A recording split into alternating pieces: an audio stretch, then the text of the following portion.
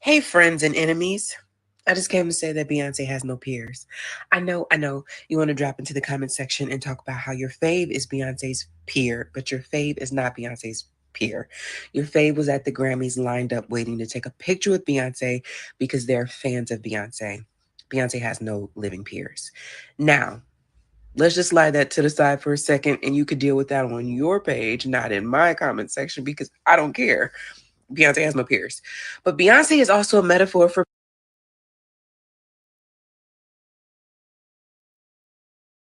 Black women. The Recording Academy is supposed to be this idea of a group of your peers voting on your music, and therefore they make you more credible, they affirm you, they give you this award and say, you are worthy of this. Who can authorize Black women? Answer the question now. Nobody. The reason no one can actually authorize Black women, and the reason why Black women need to stop letting people think that they have that kind of authority, is because Black women exist in this place that Patricia Hill Collins called outsider within, and or Dr. Kimberly Crenshaw gave us some more language around that called intersectionality, and or Sojourner Truth, who didn't say this, but we'll go with it. Ain't I a woman, right? Because if you exist in these multiple identities, all of which are harshly oppressed, that means that you have a lived experience. Your lived experience gives you knowledge, information, a knowing that no one else can know because of that lived experience. And as a result of that intersection of those identities, there is no other group of people who can know what you know. So the reason why I say that Beyonce is a metaphor for Black women, Beyonce having no peers, Black women, we have no peers. There is no one who can authorize us. It is what I call the range. Our education, our lived experience, and our ancestors is what authorizes us, makes us credible, makes us worthy of being able to show up on a scene and say, actually, I'm her. Y'all were waiting for me. there is no one else that is getting education in the way that we're getting education. There's no one else that's launching programs, projects, and businesses the way that we're launching them. There's no one else, but we've been so socialized into believing that we need to do and one more and one more and one more and one more. Beyonce is has taken back house music on behalf of Black people. It's taking back country music on behalf of Black people. I'm certain that third album, Act 3, is rock and roll. And not that Black people weren't already doing those things, but for this mainstream artist to do this is her way of saying, and one more and one more and one more. And we don't even need and one more. We ain't got no peers. Hey, friends. She had time, didn't she? She had time. Good morning and welcome to the National Newspaper Publishers Association's Let It Be Known. This morning, we're going to talk about an event we attended yesterday at the White House, the Black History Month event. Descendants of people like Frederick Douglass and Harriet Tubman and Rosa Parks and others were in attendance. Also, Black men should get an initial prostate cancer test between the ages of 40 and 45, according to new screening guidelines published by the Prostate Cancer Foundation. We'll talk about that this morning as well. And despite being the highest share of media consumers, Black people in the United States and abroad often feel as though they are misrepresented or underrepresented in mainstream media, according to a Nielsen report that shows that Black people consume more media than anybody else, period. And this is a primary reason why politicians are showing their racism so openly now.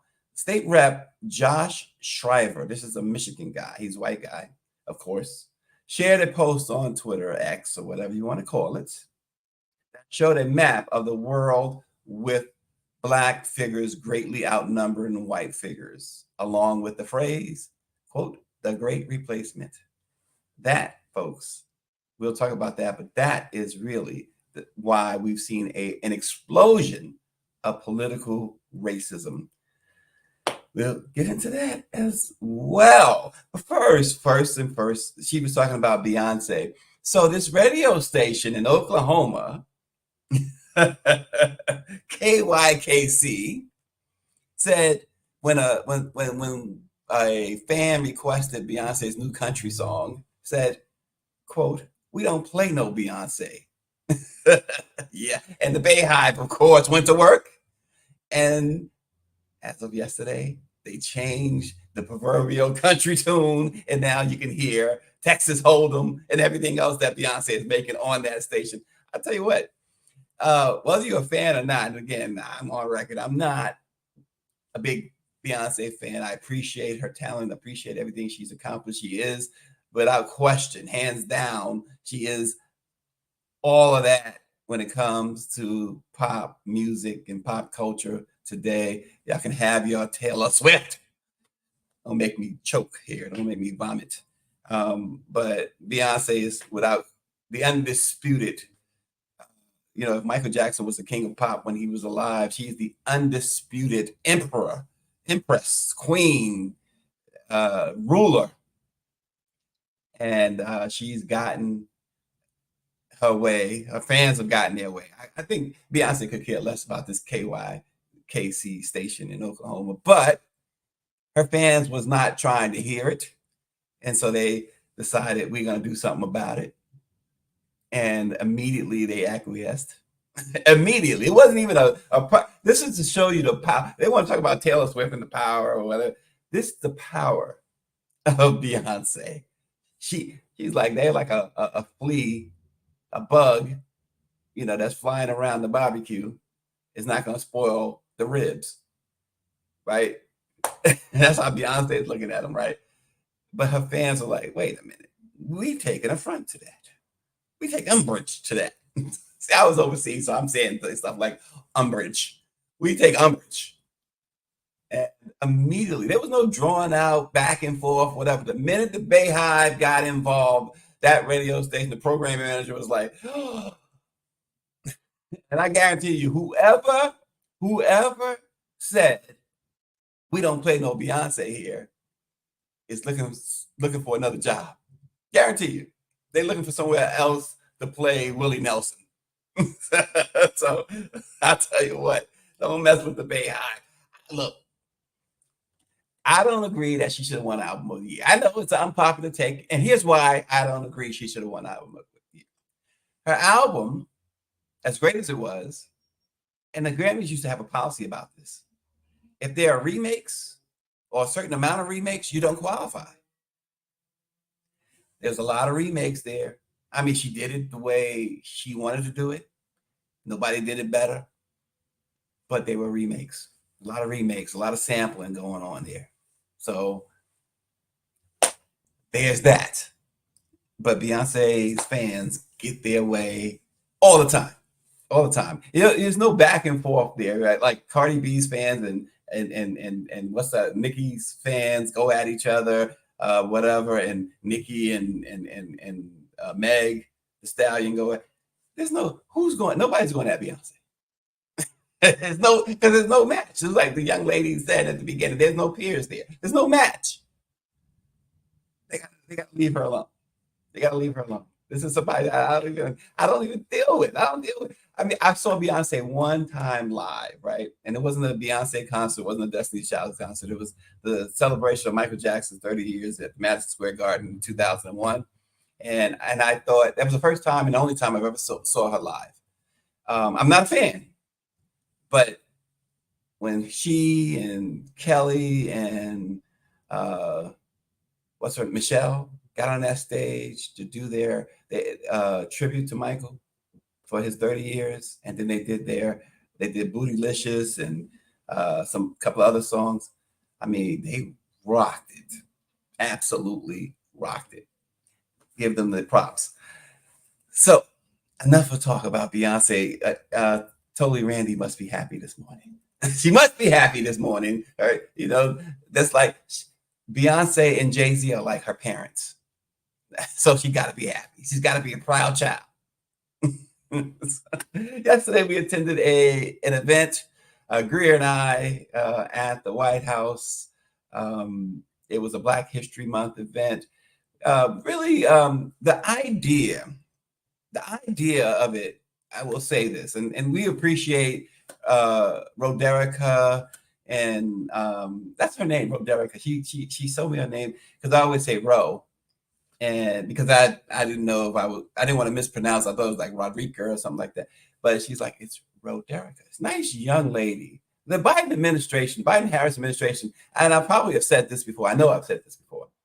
If you go throughout the White House, and we're there all the time, there are some absolutely not only beautiful, but extremely intelligent and kind and sweet Black women that work there. I mean, all throughout, no matter what department. And I think it's so cool. And I will say this, Black men that work there as well. It's like these are cool brothers. They dress nice, look nice. I know ladies be chasing them, ladies and guys be chasing them. But they put on this Black History Month event, and it was the idea behind it. You had descendants of Frederick Douglass was there, which is really cool, right? Descendants of Rosa Parks was there, which is really great.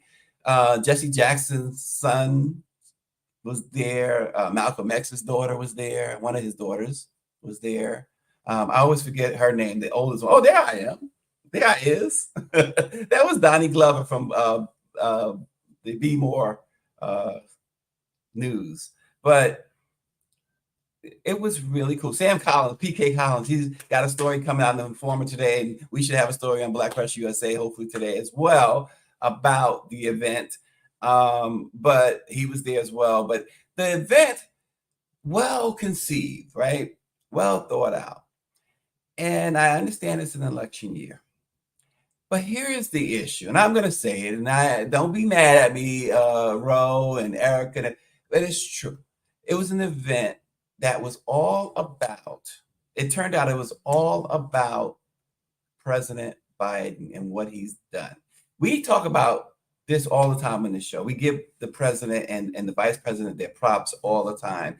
Nobody has done more for the Black community and people of color, no other administration than this administration. They're hands down. They don't even come close. In fact, I was on the train yesterday. Yep, I'm going to name drop. I was on the train yesterday on my Excella, first class, with the leader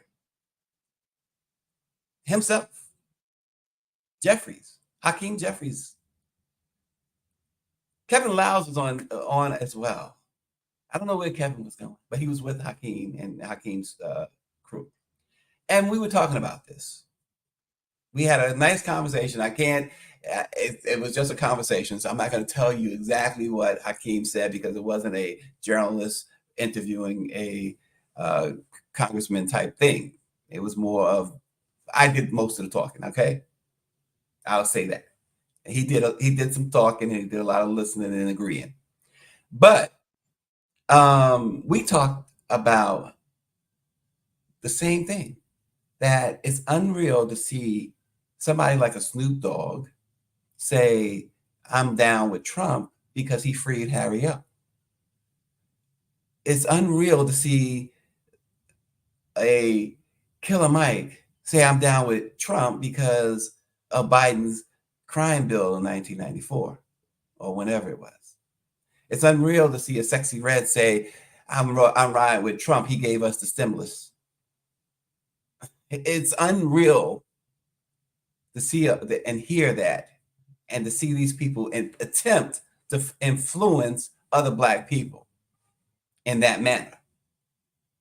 Because what this administration has done is bar none. Just check the record. But having said that, this was all about President Biden. Everybody came up there and sang his praise and talked about what he's done. It wasn't Black history. I mean, do they consider that Black history on what we were there for? Because if that's what we were there for, see, there was a moment there. I was in the briefing room with other reporters, and I have a hard pass, and the reason I say that, there was an announcement that came over. Next door in the Oval Office was the president, and they were moving him to a conference. At the time, we were to meet with the descendants and go to that ceremony. And the announcement was that all credentialed, all hard pass media are welcome to come into this briefing room. This not the briefing room, but this other room that they were moving the president into, and he was going to take questions. And it was just 5 minutes before we were supposed to meet at Pebble Beach. It's called Pebble Beach. If you've not been to the White House, it's the lawn area there. It's called Pebble Beach. We were supposed to meet there for the descendants. And so I got up and I followed the crowd, the credentialed media over, and we got Biden administration officials saying, listen, guys, we don't want it to be like it was the other day where you're yelling out questions at him, whatever. And I was like, cool, I'm going to go in here with, and then the young lady from Ebony McMorris came over from AURN, said, hey, this is not our thing. We supposed to be, this is not the right one. We're supposed to go to the descendants. This is not the descendants. Because I thought maybe it was a part of the descendants thing. But I should have known better because it was only white journalists going on the other thing. And all the Black journalists went to the descendants Black History Month thing. But nonetheless, I could have gone over there and got all of what Biden has done for us instead of going to the descendants thing. It was cool. I thought it was a really cool thing that they put together. But, you had the vice president come out and speak. Steve Benjamin, who is the director of the Office of Public Engagement, came out and speak. He was the former mayor, of Charleston, South Carolina as well. And representative from Alabama, Terry Sewell, she spoke as well. But it was all about Biden. And I just think that, I don't know if I'm going to go as far as say it was poor taste, but it was just not exactly what you would have thought it was going to be. we thought the emphasis was going to be on, at least I thought the emphasis was going to be on Black history and these descendants, whereas they acknowledged them, they talked about them, they were sitting there, but it was much more about President Biden. And so I think that they kind of missed the mark. Now, having said that, on Saturday, the White House is hosting another Black History Month. This time it's the Office of Public Engagement that's hosting theirs. We'll see if it's going to be any different. But that was our day at the White House yesterday. So listen to this. Here's a good thing to pay attention to. Power 96, David Youngblood, myself, other Black men. Prostate exams. Now, we used to be told that prostate exams should happen after you're 50. But now, new guidelines from the Prostate Cancer Foundation says that Black men should begin getting prostate screenings as early as 40 years old. In the U.S., Black men are at higher risk of being diagnosed with and dying, I should say, from prostate cancer than men of other races. Everything disproportionately affects us. The data suggests that Black men, that is, are diagnosed with prostate cancer between 3 to 9 years earlier than other men and are 2 times more likely to die from the disease than white men. And you got to say, why is that?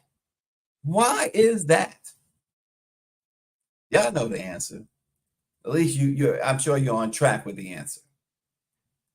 Guidelines for all men currently suggest getting an initial test for prostate cancer, as we said, between the ages of 50 and 55.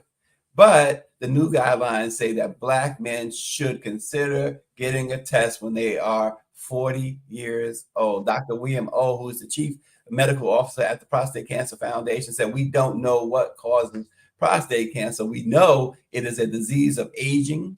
We know that there are some environmental factors, and we know that it tends to run in families.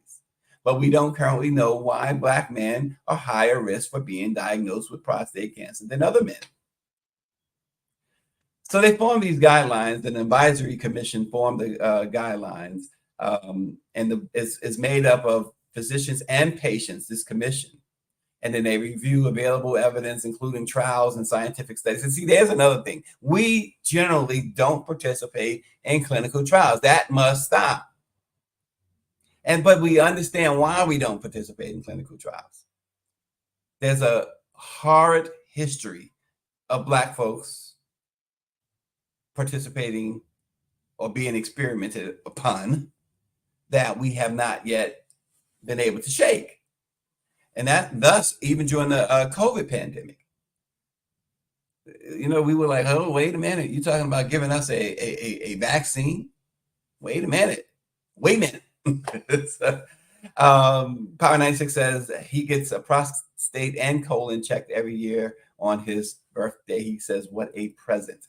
But yeah, so Black men, really, think about your prostate health. It's never too early to think about it. It seems like nowadays, the younger these diseases are coming and illnesses are coming younger and younger. They're attacking younger and younger people, Black folks in general.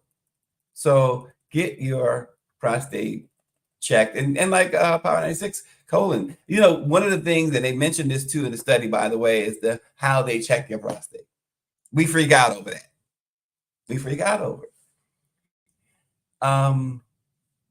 Don't know what to tell you, bro, but it's like, we got to do it. How about how about this? We consume more media, Black folks, and not just Black Americans, but no matter where you are in the world, Africans, Europeans, or those in Europe, Black folks in the UK, consume more media than anyone else. This groundbreaking Nielsen report, which was unveiled, spotlights the robust media consumption habits of Black individuals around the world, exposing a very obvious disparity between their high engagement and the prevalent feeling of being misrepresented or underrepresented in mainstream media. The report covered a Black audience in the US, Brazil, Nigeria, UK, and South Africa. It examined the untapped power and influence Black people have on the media landscape. We always talk about this Black wealth and the spending power of Black folks, $2 trillion or something like that. Yet, when we consume, whether it's a television show, a movie, a commercial, or whatever, we don't see ourselves. And when we see ourselves, we rarely see ourselves in a positive light. We had this conversation recently about, for instance, why the Cosby Show was so important. Because we finally saw ourselves in a really good light. You know, we had good times, but this was a family in the ghetto, barely made rent, had rent parties, things of that nature. But we finally saw ourselves. But today, we're at a Black shows. I mean, Living Single came, Different World. There was a time in the 90s, really, because you had the Fresh Prince of Bel-Air, you had the Steve Harvey Show, you had Martin, you had Jamie Foxx's show. Of course, in Living Color, the representation was there. We're at a Black shows today. Heck, BET can't even really give you too much Black shows, right? Well, we know BET is not owned by Black folks, but it's something to consider. It's something really to consider, folks. Black Americans, for instance, lead the general U.S. population in media consumption. So they dedicate, here's an example, Black Americans dedicate 81 hours per week to platforms such as television, radio, and of course, the internet. And if you're Black and 65 and older, well, that number rises to 92 hours a week. So it emphasizes the integral role media plays as a connective force for Black communities. Monique Daniels said that was good times. The Cosby's were rich. Right. And that's the point. We saw in good times a struggling to pay the least little bill family. And, we didn't see what we saw in the Cosby Show, where education was promoted, jazz music was promoted, culture was promoted. We don't really see that at all today. We saw it after Cosby with, of course, Different World, like I said, Living Single, and even to an extent, Girlfriends. So we don't have that today. We really don't have that today at all. But this was interesting because this report, and you can look it up, it's the Nielsen report on Black media consumption. It just went global. It talked about Black people everywhere. It pulled in figures from various places, I should say, not everywhere, but various places, so to give us some real perspective. So it's something to think about. But certainly you guys should be consuming, if you're going to consume news, the Black press of America. That's for sure. The authentic voice of Black America. Power 96 says, now we are stuck with worthless reality TV. He doesn't watch that. Power 96 is down there in the Mardi Gras land. They are partying it up. It was Fat Tuesday yesterday. They're getting down out there in New Orleans. People wearing all types of stuff. I saw a video of a woman wearing balloons. Just nothing. Whatever she was wearing, it was made out of balloons. I'm sure that those balloons were popped at some point. So the Michigan House of Representatives stripped Republican lawmaker Josh Shriver of his staff members and a committee position this week, right after Shriver posted online about a racist conspiracy theory. Shriver sparked furor when he shared a post on social media of an image captioned, "The Great Replacement." The image referenced the far-right conspiracy theory that non-white immigrants are deliberately brought into white majority countries to undermine the political power and cultures of white people. Michigan House Speaker Joe Tate, who's a Democrat, announced the sanctions and accused driver of promoting a sustained campaign of racist rhetoric and hate speech. That's the whole thing, though, folks. This whole idea, the replacement theory, that is why we saw, among other things, January 6th happen. That is why we continue to see the political violence that we had never seen in this country before. The rhetoric continues to ramp up. And that is exactly why Donald J. Trump, the twice impeached, 4 times indicted former president who's been found by a civil jury twice to have sexually assaulted a woman in order to pay well over $90 million in damages. A New York judge also found him to have committed massive business fraud. And yet he is the front runner for the presidency of the United States because of this whole replay. So folks are scared. White folks are scared. Projections are that by 2042, this is going to be a minority majority. And white folks will now be minority. And it scares them to no end. White men more so than white women. White women just go along just to go along for the most part. So Power 96 says the GOP keep on losing. They just had a black woman from Ethiopia lose. I guess she did not fit into the great replacement theory. And speaking of losing, yes, George Santos's seat was finally decided. Voters in New York yesterday did, in fact, go back to the Democrats and selected a familiar face to fill that seat. So the Republican majority in the House now sits at just 2 seats, which only means that until November, until January, nothing's going to get done there. They did impeach the Mayorkas yesterday. So what? Big deal. You know, Trump has already proven that impeachment in the House means absolutely nothing. So, folks, tomorrow we'll be back at it again. We're gonna leave you, bid you adieu this morning. Adieu. See, I said something earlier, umbrage earlier. Now I'm saying adieu. Like I've learned something. I have learned absolutely nothing. Trust me. But thank you so much for watching. Let It Be Known. We'll see you again tomorrow.